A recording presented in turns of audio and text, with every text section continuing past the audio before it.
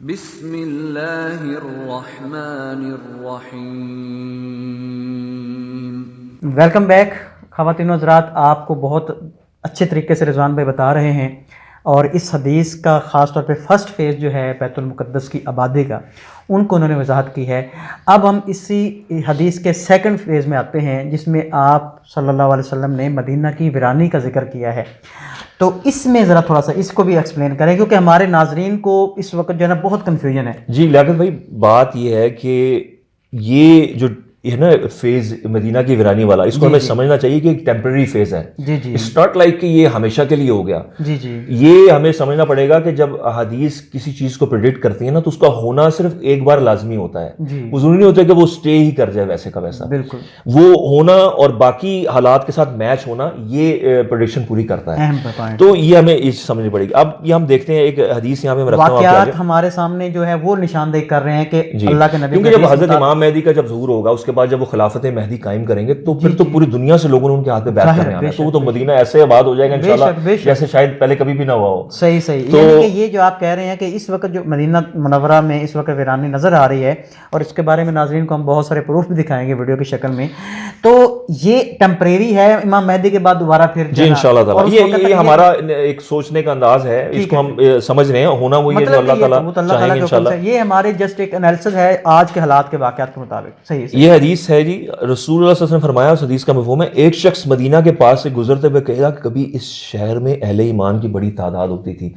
یہ کیسی ورڈنگ ہے! اللہ کے رسول نے 1400 سال پہلے کوٹ کی ایک ویڈیو مجھے ملی، میں یہاں پہ وہ ویڈیو آپ سے ریکویسٹ کرتا ہوں وہ ویڈیو چلائیں۔ جی ناظرین، ہم یہاں پہ آپ کو ویڈیو بھی دکھا رہے ہیں، یہ پیچھے آپ دیکھ رہے ہیں ویڈیو، اس میں وہ ڈائلاگ آپ پہلے ہم سنتے ہیں کہ وہ کیا کہہ رہے ہیں۔ Completely empty. This is very very rare. Right now we are near Salat al-Asr time, and people used to rush to Al-Masjid Nabawi for Salat al-Asr, but you can see the streets are completely empty. یہ video آپ اس میں دیکھیے، اس میں یہ بھائی یہی بات کر رہے ہیں، بڑی تڑپ سے بات کر رہے ہیں کہ عصر کا ٹائم ہو گیا ہے، اور یہاں پہ پہلے تو لوگ یوز ٹو رش ٹورڈز مسجد نبی، کے اتنے زیادہ لوگ تعداد میں مسجد نبی کی طرف جاتے تھے، اور اب خالی ہیں گلیاں۔ تو وہی چیز کوٹ کر رہا ہے، یعنی یہ وہی الفاظ جو اللہ کے نبی نے 1400 سال پہلے بتا دیے، وہ سچویشن کو دیکھ کر وہ بیان کر رہا ہے، اور وہ کوئی یہ نہیں کہ وہ حدیث کو ذہن میں رکھ کے بیان کر رہا ہے، وہ ایک فطری عمل جو ہے نا وہ بتا رہا ہے اپنا، جو ابھی آپ نے دیکھا ہے کہ یہ دیکھیں جی مدینہ کی گلیاں ویران ہو چکی ہیں۔ اب یہ ایک اور حدیث ہے، یہ بلکہ میں دو حدیث یہاں پہ بیان کروں گا۔ پہلے نبی صلی اللہ علیہ وسلم کا مفہوم ہے، مدینہ اگرچہ تازہ کھجوروں والا ہوگا مگر اہل مدینہ اسے چھوڑ جائیں گے۔ صحابہ نے پوچھا یہاں کون کھائے گا؟ رسول نے فرمایا درندے اور پرندے۔ ایک اور حدیث ہے، رسول نے فرمایا اہل مدینہ کو چھوڑ جائیں گے حالانکہ یہ ہر لحاظ سے خوشگوار اور آسودہ زندگی والا ہوگا، اور اس کے پھل خوب پکے ہوئے ہوں گے۔ کسی نے پوچھا تب وہاں کے پھل کون کھائے گا؟ آپ نے فرمایا درندے اور پرندے۔ اب یہاں پر ہم دیکھیں کہ ویڈیوز اویلیبل ہیں یوٹیوب میں، آپ وہاں پہ اس کو ریسرچ کر سکتے ہیں، ہم کوشش کر کے ایک چھوٹی سی ویڈیو چلا بھی دیتے ہیں۔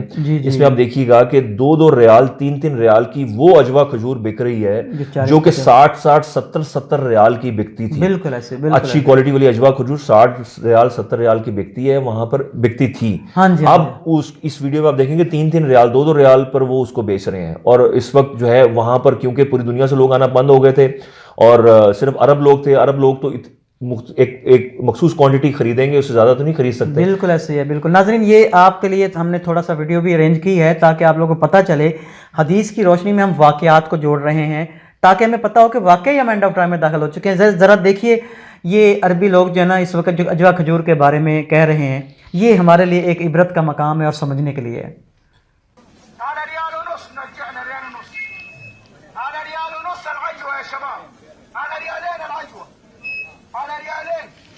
على ريالين العجوة يا بلاش يا بلاش، على ريالين والله حق الفلاح يا شيخ ولا حق الكرتون، على ريالين يا شباب، ريالين ونص يا عمي، يا بلاش ريالين ونص يا بلاش، السيارة لا تحمل 3 ريال 3 ريال 3 ريال 3 ريال 3 ريال 3 ريال، أبارك له ربك والله يبارك لك يا تركي، هذه على ريال على ريال يا شباب، عندك ريال على ريال يا شباب، على ريال يا شباب، على ريال تركي الله يبارك له، هذه على ريالين يا تركي، 3 ريال 3 ريال الباخر، هذه 3 ريال 3 ريال 3 ريال 3 ريال۔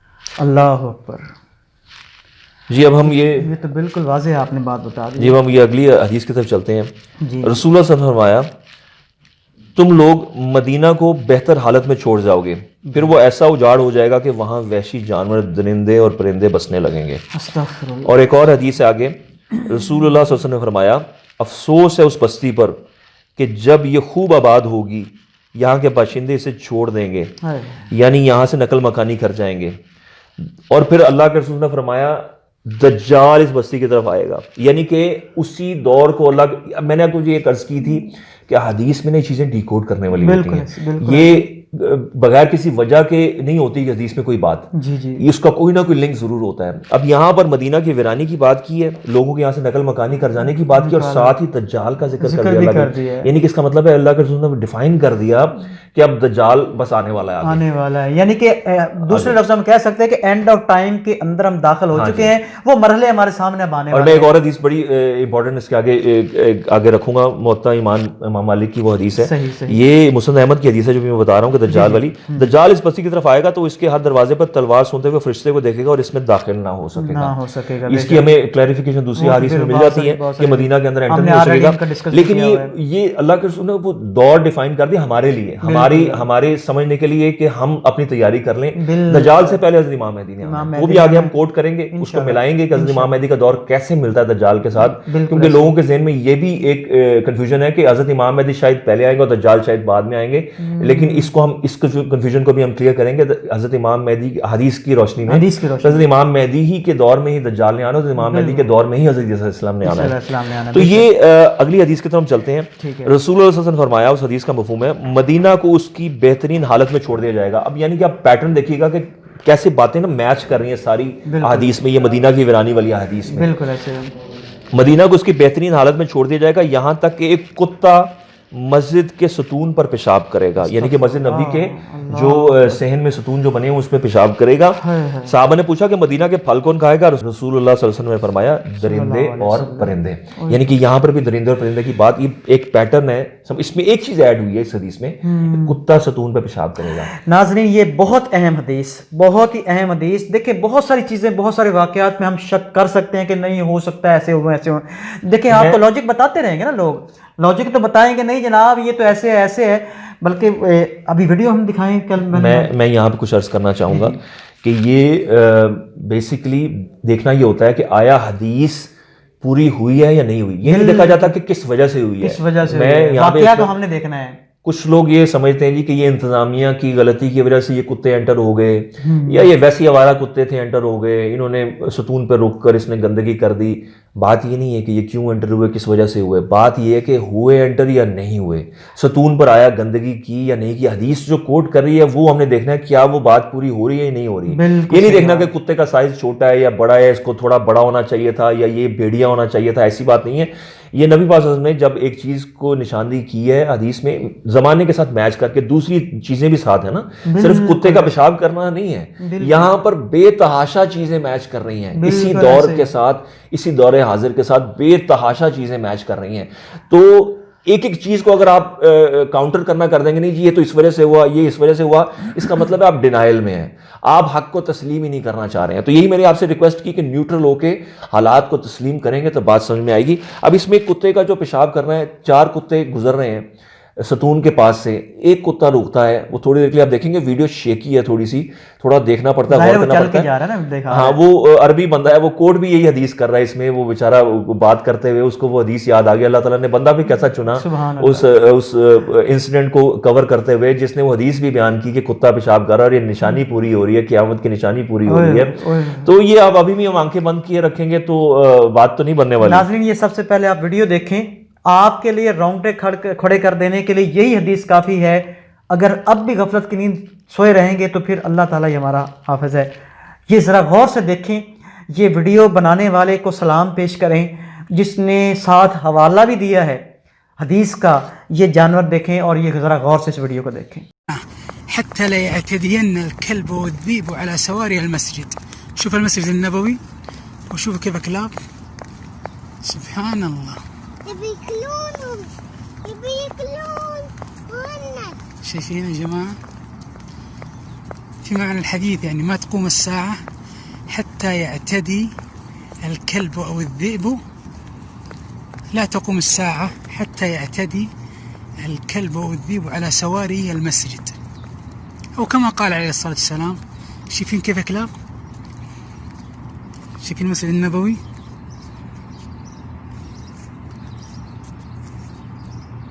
صدق النبي صلی اللہ علیہ وسلم. تو اب یہ ویڈیو ہم نے دیکھ لی تو ہے. جو ہے رضوان بھائی آپ نے یہ جو ثبوت رکھا ہے یقیناً یہ تو رونگٹے کھڑے کر دینے والا ہے، لیکن میں تھوڑا سا آپ کی بات میں اضافہ کرنا چاہتا ہوں. بات یہ ہے کہ ہمارے بہت سارے لوگ ابھی بھی ڈینائل میں رہیں گے. اس کی وجہ کیا ہے؟ قیامت کی نشانیاں زمین پر جو دکھا رہا ہے اللہ تعالیٰ، اس کے اوپر بھی لاجکس بیان کر رہے ہیں. یہ ہے ہمارے دلوں پہ مہر لگ چکی ہے.